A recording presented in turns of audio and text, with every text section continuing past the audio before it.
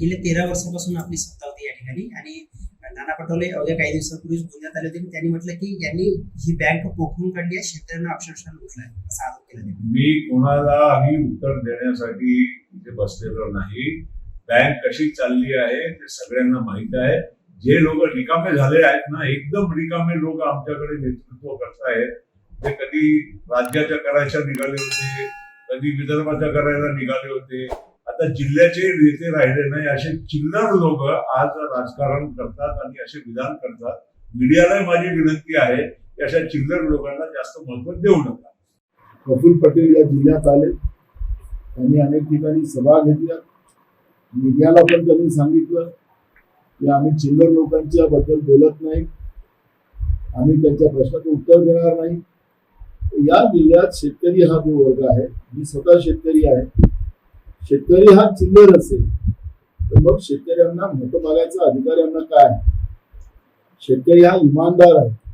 शेतकरी दिवस रात्र मेहनत करतो म्हणून तुम्हाला जेवायला तर 2 टाइम भेटतो, त्याच्या पैसे घेऊन दिले नसते तुम्ही लोक. आणि दुसरं जे इमानदार असतात त्याला चिल्लर म्हटलं जात नाही.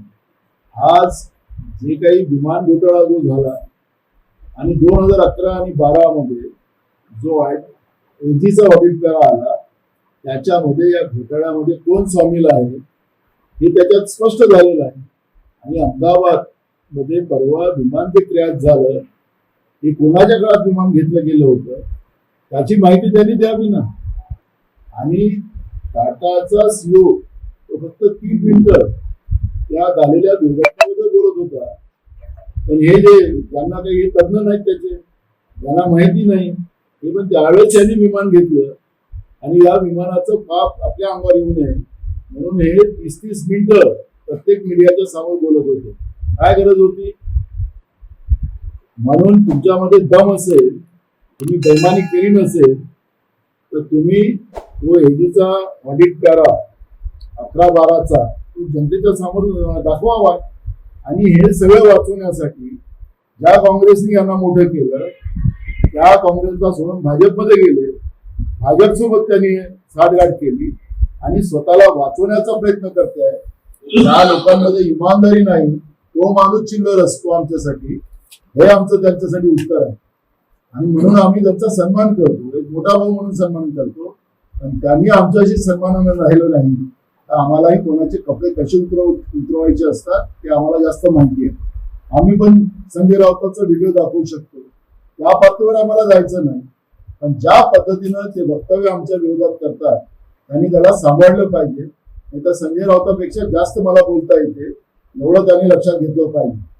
तुम्ही काय 15 वर्षात 18 वर्षामध्ये या बँकेमध्ये उजेड पाडला ते सांगा. आणि सांगायचा दम नसेल तर तुम्हाला लोकांना मत मागण्याचा अधिकार नाही. आज 10-10 लाख रुपये देऊन एक वोटरला मत विकत घेण्याचा प्रयत्न तुम्ही करताय. 10 लाख रुपये एका वोटरची किंमत सुरू केली यांनी. काही वोटर जाऊन हे गेलेत, काही वोटरनी यांचे पैसे घेतले नाहीत. पण ज्या पद्धतीनं पैशानं 10-10 लाख रुपये त्याची किंमत लावून हे वोट घेतात आहेत, याचा अर्थ यांना बँक विकायची आहे, शेतकऱ्यांच्या सगळ्या व्यवस्था संपवायच्या आहेत आणि लोकांना विकत घेऊन त्यांचं आयुष्य बर्बाद करायचं आहे. हा त्याचा खरा विचार या राष्ट्रवादी आणि भाजपचा आहे. आणि म्हणून मी शेतकऱ्यांना आवाहन करेल, जे कोणी वोटर आहेत त्यांना मी आवाहन करेल की यांच्या लालचीत फसू नका. ज्यांनी ही सगळी व्यवस्था सकारात्मक संपवण्याचं मानसिकता बनवलेली आहे. हम भी यही चाहते हैं, हम भी किसी व्यक्तिगत इस पे जाना नहीं चाहते. कल बड़े भाई ने जिस तरह से वक्तव्य किया उसका जवाब देना ही पड़ेगा. अब मैं पब्लिक से चुप जाता हूँ, मैं किसी के पीछे के दरवाजे से नहीं गया.